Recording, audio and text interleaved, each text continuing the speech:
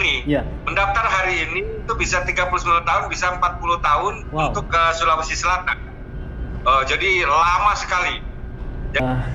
Jika memang tahun 2020 dan 2021 ini dari Indonesia masih tetap ditangguhkan, terus saya ataupun orang lain yang mau mendaftar di tahun 2021 ini kira-kira berapa tahun harus menunggu antrian berikutnya?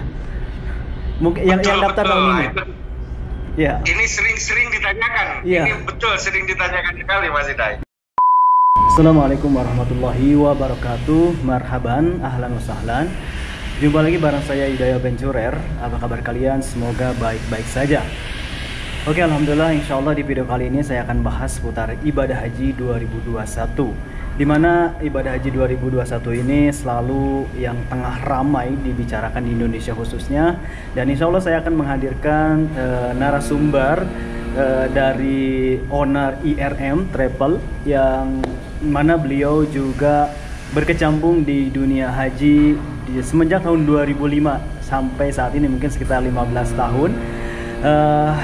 Beliau adalah Dr. Andes Kiai Haji Tatas Kurnia. Assalamualaikum warahmatullahi wabarakatuh.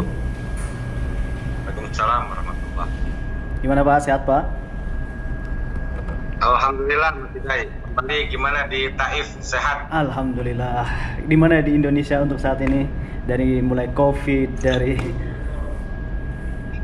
ya, kecenderungannya tidak seperti Malaysia atau India lah, yang sekarang berkecamuk tambah.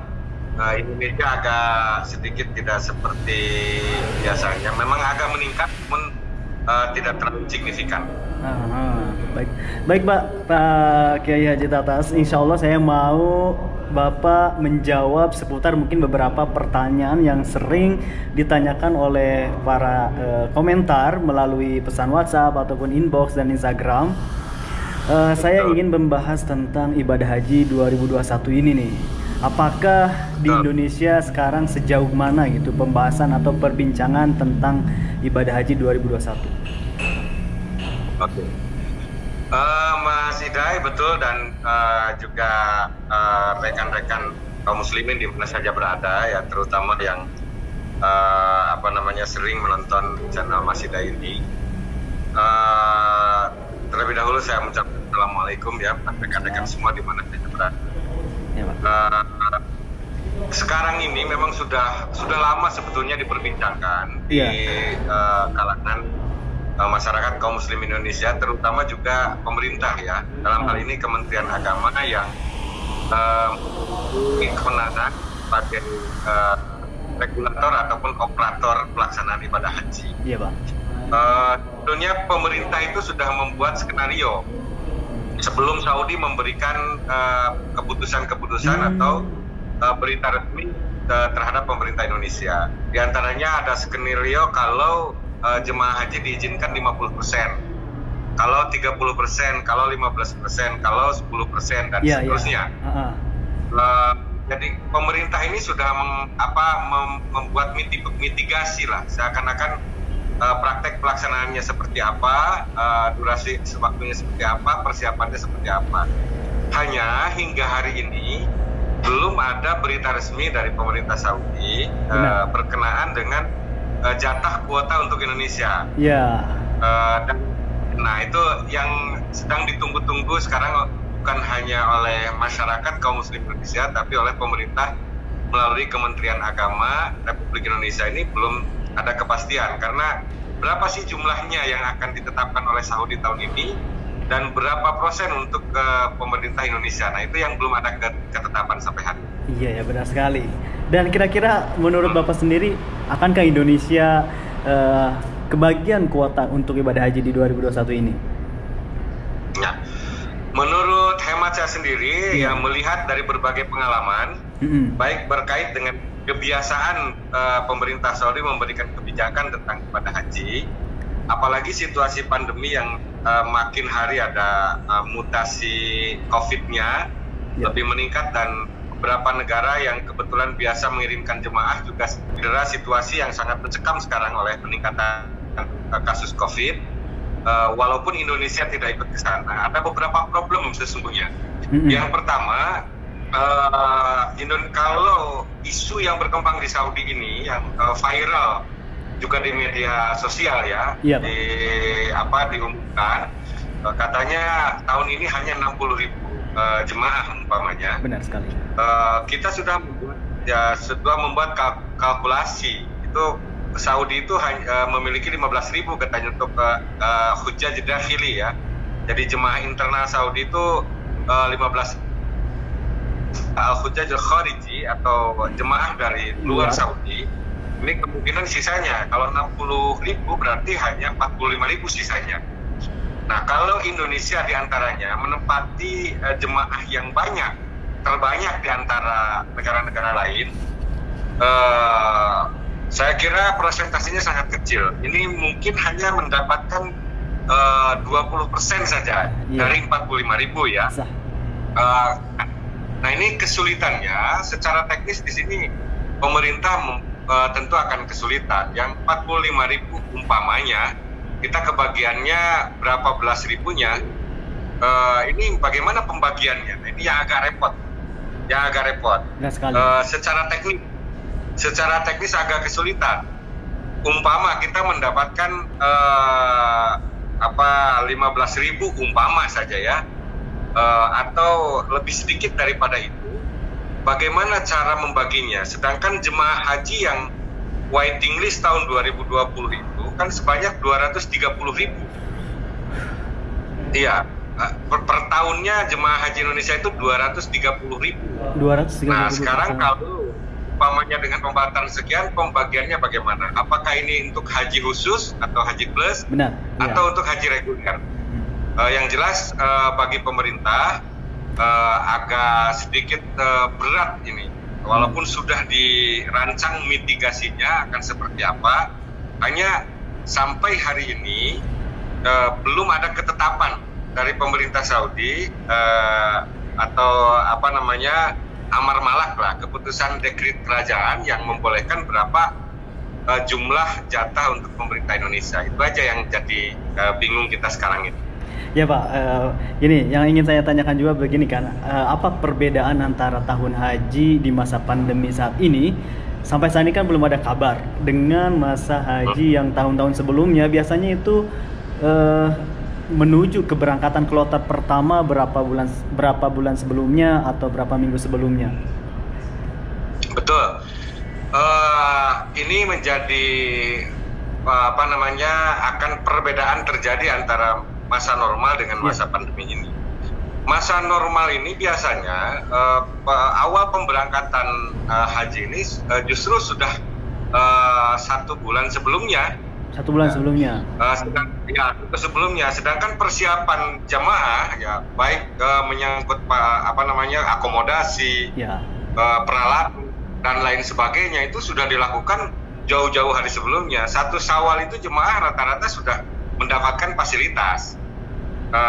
Sedangkan sekarang ini kan belum ada ketetapan, paspor jemaahnya saja masih dipegang masing-masing. Jadi agak sedikit repot sekarang jika terburu-buru, sehingga pemerintah pun agak kesulitan nanti dalam merekayasa siapa yang harus berangkat kalaupun mendapatkan jatah.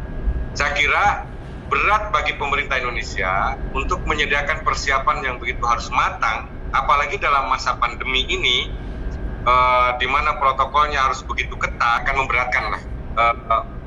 Sama saya akan berat, sepertinya mendingan di pending begitu daripada dipaksa. Benar sekali. Ya, daripada dipaksa persiapan yang kurang matang gitu. Karena akibatnya juga nanti hajinya juga tidak akan maksimal. Oke. Demikian Mas Hidayat. Iya Pak, baik Pak. Taib. Jika memang Indonesia kebagian kuota dari 45.000 tersebut dan bukan memaksakan, mungkin ada gitu yang mau berangkat, adakah mungkin persyaratan khusus atau persiapan khusus yang dipersiapkan dari sekarang, baik dari pemerintahan Arab Saudi ataupun dari pemerintahan Indonesia? Ya, karena sudah dirilis memang dari Wizaratus Shihah atau Kementerian Kesehatan Saudi tentang protokol kesehatan haji pada masa COVID sekarang ini memang begitu ketat.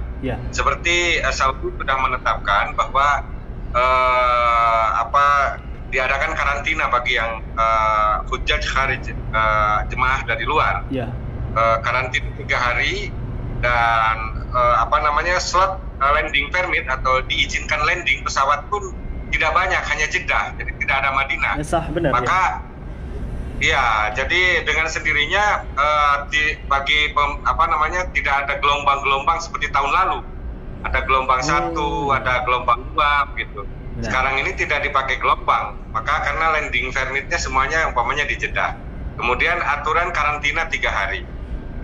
Kemudian aturan PCR yang dilakukan mungkin harus beberapa kali ketika masuk menjelang berangkat, kemudian di Saudi. Begitupun di Indonesia sudah ada ketetapan dari Kementerian Kesehatan. Ya. Umpamanya karantina menjelang berangkat dan karantina setelah pulang. Dan kalkulasi waktu berbeda dari haji reguler yang biasa pada masa normal 40 hari menurut keumumannya. Sekarang ini mungkin akan diambil pokok-pokoknya saja, seperti tidak ada istilah arba'in begitu ya bagi jemaah haji. Ya. Karena durasi waktu tinggal di Madinah ziarah hanya diberi waktu 3 hari. Jadi sekarang ini betul-betul pelaksanaan ibadah haji yang pokok-pokoknya saja. Kemudian ke Madinah pun hanya berziarah saja. Lewat dari itu ada perubahan yang banyak dari kebiasaan normal. Demikian pula pada tata laksana hajinya. Pada situasi-situasi yang bergumul, baik wukuf di Arafah, mabit di Muzdalifah, mabit di Mina, ini mungkin pemerintah Saudi akan menggunakan mausu'atul fiqh atau perluasan pemahaman fikih. Karena bagaimanapun jika dinormalkan, ini akan berakibat pada pengaruh bergumulnya jemaah. Karena haji itu sendiri kan ibadah seremonial yang tidak mungkin terpisah satu dengan yang lain. Maka menurut hemat saya secara fikih juga akan digunakan fikih daruri ya, atau fikih darurat atau pemahaman ibadah darurat, sehingga yang dilakukan itu hanya yang berkaitan dengan rukun dan wajib gitu. Yang sunat-sunat kemungkinan besar itu akan diminimalisir. Demikian Mas Hidayat. Oke, dari Bapak sendiri kan sebagai travel di direktur utama di travel IRM. Ya. IRM itu Ya. apa Pak? Saya lupa lagi. Intan Raudah Madinah. Oh, Intan Raudah Madinah yang berdomisili di Garut, Jawa Barat. Adakah Betul. calon-calon jemaah haji semenjak 2020-2021 di IRM? Betul. Ada sebetulnya. Kami ini memiliki jemaah sekitar 246 jemaah ya. Iya. Kewajiban kami untuk memberangkat yang sudah siap memiliki kuota di tahun 2020. Sampai sekarang, kalau kemarin itu tahun 2020 itu juga masih harap-harap cemas. Nah sekarang malah lebih cemas sekarang ini. Iya. Hal yang tidak mungkin. Problemnya, andai pun kita mengambil jatah umpamanya dari pemerintah, ada slot dibuka untuk beberapa jemaah, kemudian kita ditanya tentang kesiapannya. Pada prinsipnya jemaah memang siap gitu ya. Ya. Tapi muncul problem baru. Jemaah rata-rata yang mendaftar itu berpasangan, suami dengan istri. Aha. Nah, jika yang terbawa suaminya, istrinya tidak terbawa, ini problem. Sah. Ini masalah baru. Kemudian yang kedua, yang juga menjadi kita bimbang sekarang, Saudi melalui Wizaratus Sihat atau Kementerian Kesehatannya sudah menetapkan bahwa jemaah itu sudah dilakukan vaksin 2 kali. Dan vaksin 2 kali itu pun vaksin yang sudah diberi kewenangan oleh WHO untuk dioperasionalkan. Sedangkan keumuman jemaah haji Indonesia yang sudah dilakukan vaksin rata-rata sekarang ini menggunakan vaksin Sinovac, di mana hal itu belum ada regulasi dari WHO ya. Jadi ada problem baru nih bagi pemerintah Indonesia. Apakah jemaahnya harus divaksin kembali oleh vaksin baru yang disetujui oleh pemerintah Saudi, atau vaksin yang dipergunakan oleh pemerintah Indonesia ini diperbolehkan masuk ke Saudi. Nah ini jadi problem baru Mas Iqbal. Benar sekali sih. Dan benar Pak, untuk saat ini pun dari pemerintah Arab Saudi belum menyatakan untuk masalah vaksin sih sebenarnya. Betul. Jadi belum ada ketentuan khusus sih gitu ya. Karena mungkin ini berkaitan dengan kebijakan WHO ya. tidak bisa negara satu persatu. Baik Betul. Pak. Tentunya. Ya Pak Haji, yang ingin saya tanyakan lagi ini nih, jika memang tahun 2020 dan 2021 ini dari Indonesia masih tetap ditangguhkan, terus saya ataupun orang lain yang mau mendaftar di tahun 2021 ini, kira-kira berapa tahun harus menunggu antrian berikutnya? Mungkin yang daftar tahun ini.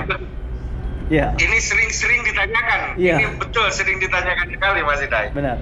Yang saya ketahui dari kalkulasi sekarang ya, dari pendaftar yang mendaftar per tahun rata-rata haji reguler itu 600.000. 600.000 per tahun. Subhanallah.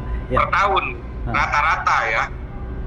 Kemudian haji plus atau haji khusus itu rata-rata 100.000 dalam 1 tahun. Masyarakat kaum muslimin Indonesia. Nah, sedangkan kuota reguler, kuota keseluruhan jemaah Indonesia yang melaksanakan ke Saudi itu 230.000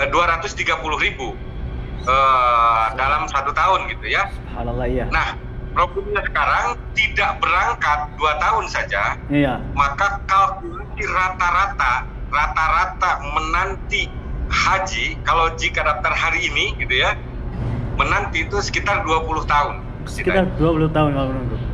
Rata-rata nasional. Iya. Rata-rata nasional.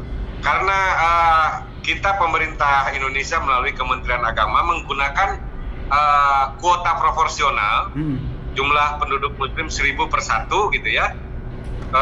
Maka daerah yang paling cepat akan memberangkatkan jemaah haji kalau daftar itu daerah Maluku, Sulawesi Utara, kemudian Gorontalo itu lebih cepat. Kok bisa? Bisa 12 tahun. Tapi yang paling lama itu Sulawesi Selatan. Itu bisa 39 tahun. Bisa sampai 39 tahun. Kalau mendaftar tahun ini. Mendaftar hari ini. Ya. Mendaftar hari ini itu bisa 39 tahun, bisa 40 tahun untuk ke Sulawesi Selatan. Jadi lama sekali. Jadi kalau dirata-ratakan seluruh Indonesia rata-ratanya sekitar 20 tahun ya waiting list. Dan bahkan paling lama ada daerah yang bisa mencapai 40 tahun lebih. 40 tahun, betul. Ya Allah. Jadi sangat luar biasa ini. Walaupun demikian, geliat masyarakat Indonesia memang tidak berhenti ya. Semangat untuk melaksanakan haji. Sampai hari ini yang daftar juga masih tetap banyak. Iya Pak, yang jadi bingung, yang jadi pikiran saya itu bagaimana orang yang sudah sepuh gitu, yang sudah lewat dari 60 tahun. Ya, sedangkan rata-rata jemaah pendaftar kaum muslim Indonesia itu dirata-ratakan itu 50 sampai 70 tahun. Ke atas. Jadi nggak ada yang muda. Iya. Jadi itu menempati sekitar 67% pendaftar jemaah haji itu di atas usia 50 sampai 70 tahun. Luar biasa. Yang berusia 20 tahunan baru 1%-an gitu. Iya, jarang. Tapi ada kabar, Mas Hidayat. Kami juga stakeholder dari pemerintah Indonesia atau Kementerian Agama berkaitan dengan haji gitu ya, baik melalui KPIHU atau melalui PIHK atau travel atau haji swasta ya, itu sudah mengkalkulasi. Kita membaca juga Saudi Vision 2030 ya, visi pemerintah Saudi 2030. Di situ dicantumkan bahwa 2030 jemaah haji itu Saudi itu merencanakan jemaah haji ada 20 juta per tahun. Tentu dengan kesiapan Saudi untuk membangun masyair atau tempat-tempat pelaksanaan ibadah haji itu dibangun representatif, seperti di Mina dibangun hotel berbelas tingkat gitu ya. Sehingga efektif seluruh pelaksanaan haji dapat mengundang banyak berpuluh-puluh juta. Dari kebiasaan umpamanya per tahun pada masa normal ini 2,5 juta. Nah, nanti Saudi merencanakan 2030 itu sampai 20 juta. Hanya regulasinya mungkin saja nanti akan dibuka visa furoda atau penambahan kuota bagi pemerintah tiap negara, sehingga jumlah yang berdesak-desak tadi menjadi antrian waiting list untuk melaksanakan haji ada lebih cepat gitu. Demikian jadi masyarakat kaum muslimin jangan usah tidak usah lalu mengkerutahi, membatalkan niat untuk tidak melaksanakan ibadah haji. Selagi kita ada kesempatan, mudah-mudahan saja sesuai dengan visi Saudi tahun 2030 ini, apalagi situasinya normal, maka kemungkinan jemaah haji akan ditambah lebih banyak. Amin gitu. ya rabbal alamin. Ya udah, terima kasih banget Pak. Ada lagi mungkin yang mau ditambahkan? Ya tidak terkecuali ya Mas Hidai. Iya. Saya sampaikan saja kepada terutama kaum muslimin di mana saja berada ya dan menonton sekarang ini, ya diharapkan kita terus memohon kepada Allah Sang Pencipta, karena semuanya juga Allah yang mengatur, kita segera terbebas dari musibah dan bencana yang besar ini yang membuat kita jadi ambigu ya, tidak bisa berbuat apa-apapun, apalagi berkaitan dengan kegiatan ibadah ini. Mudah-mudahan jika normal kan kita semuanya kembali seperti semula, malah pelaksanaan ibadah umroh menjadi alternatif bagi mereka yang sudah sepuh-sepuh gitu ya, sehingga kerinduannya untuk segera datang ke Mekah, bersujud di depan Ka'bah, melaksanakan tawaf dan kegiatan ibadah lainnya dapat dilaksanakan secara normal. Walaupun sudah sepuh begitu, memilih ibadah yang lebih ringan, umpamanya ibadah umroh dan seterusnya. Demikian, yang penting semuanya tetap kita mengindahkan dan menjaga diri sebaik-baiknya sesuai dengan kemampuan dan upaya kita, sambil di samping itu kita bertawakal kepada Allah. Mudah-mudahan musibah dunia ini segera diangkat. Demikian. Terima kasih banyak Pak Kiai Haji Tatas Kurnia atas salam buat rekan-rekan semuanya. Ya, insya Allah ya. Salam buat rekan. Terima kasih banyak sudah sharing, semoga menjadi atau jawaban bagi pertanyaan yang sering dilontarkan dari beberapa komentar tentang ibadah haji 2021 ini. Sekali lagi buat kalian semuanya, terima kasih juga sudah menyaksikan video ini. Jangan lupa jika video ini bermanfaat, silahkan share juga ke sosial media kalian supaya teman-teman yang lain juga tahu informasi terbaru khususnya seputar ibadah haji 2021. Sekali lagi saya ucapkan terima kasih untuk Dr. Andes Kiai Haji Tatas. Yo, wassalamualaikum warahmatullahi wabarakatuh. See you later. Thank you. Waalaikumsalam warahmatullahi wabarakatuh.